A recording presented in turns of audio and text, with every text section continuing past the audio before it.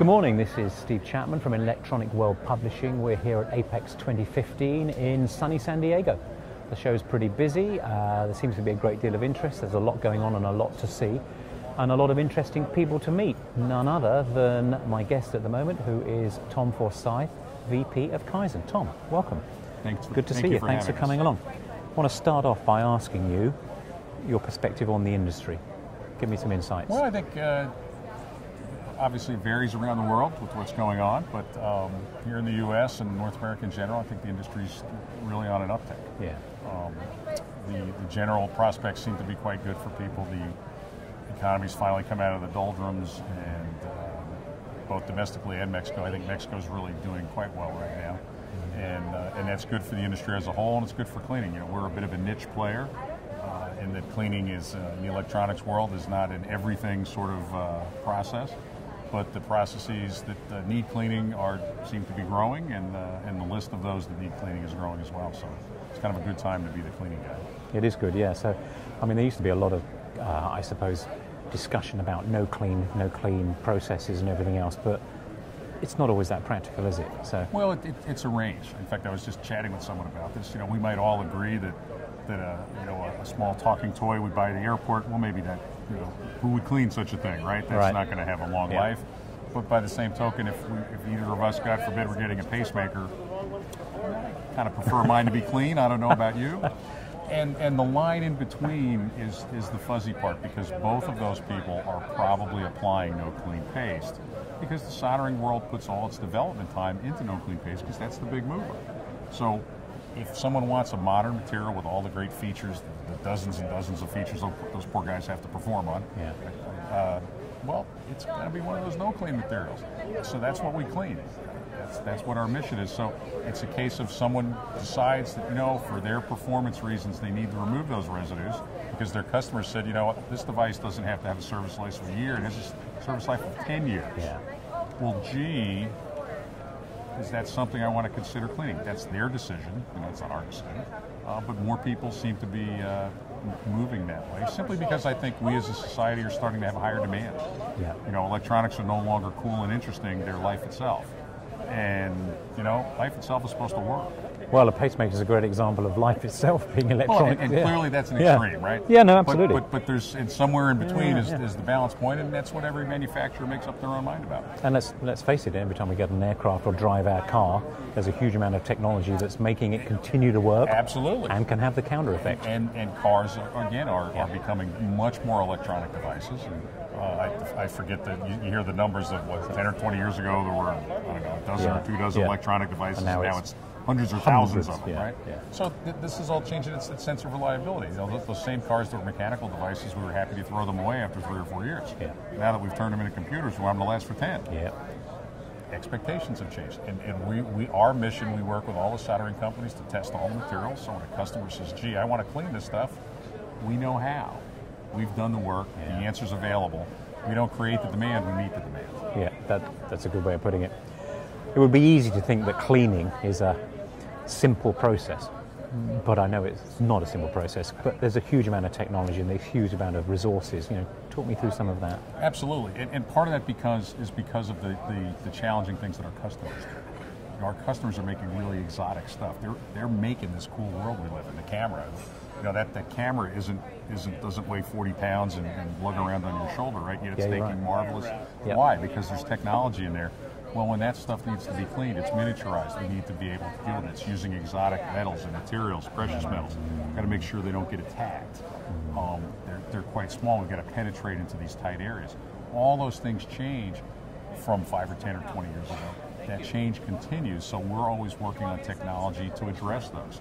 So we've got the instruments in the lab and the equipment there to do that performance testing, to evaluate those new materials, to make sure they work.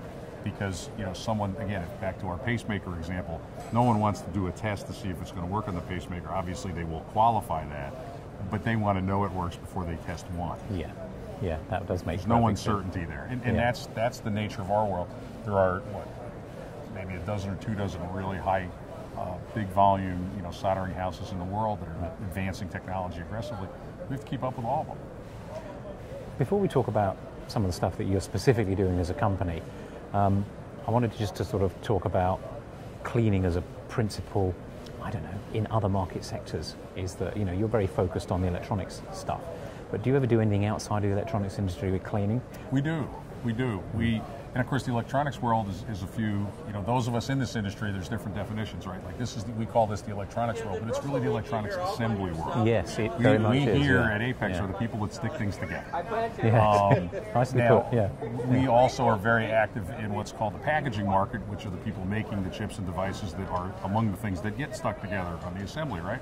So we're active in that that tail end of the semicon world, and the packaging world there. Yeah. We're also very active in the industrial world, metal parts. Internally, it's sort of things that don't get plugged in. Yeah, things that aren't electronic. Yeah. But we're very active there. And the common threads are compatibility. You can't damage the part, whether it's an aluminum piece of an airplane or gold coating on an electronic device or a tin solder. There's a core thread of you've got to have cleaners that can remove the soil, but be safe enough to not damage whatever that part may be. In some cases, it's in the industrial world, it's making sure things don't rust after you clean, because water is a common cleaning technology. Yes. Not exclusively, there's still solvents that are still part of the mix, but they're in the electronics world, they're sort of on the edges. And even there, we've got a new technology where there are materials that are not hermetically sealed, that water is a problem. How do you rinse out something that's kind of creeped in somewhere? Yeah. So we've got a new technology we call duo solvent that we are introducing, a two-solvent approach. One that's a cleaning solvent there's a whole series of products in this sector that are designed for different soils, different things, because those soils are changing. The soldering people are constantly evolving, and the cleaning agents have to evolve to keep up with them. And then we're rinsing with fluorinated materials that do a great job on that, with very low surface tension, great penetrators, VOC free, green, nice touch, no water sort of thing. So we're working on that with a host of technologies, including a new product from Honeywell. Oh, okay, we'll get to that in a minute. A lot of research goes into this sense. How much of your time is spent we have a significant researching? R&D staff in our lab that is constantly working on new products, evaluating things, because we develop new products because our customers are developing new things. So the process that worked okay yesterday has a challenge today. Gee, it seems to take a bit longer. Or, gee, I need a bit more in there. Well, can't you work on that for us? We'd like it to be the same.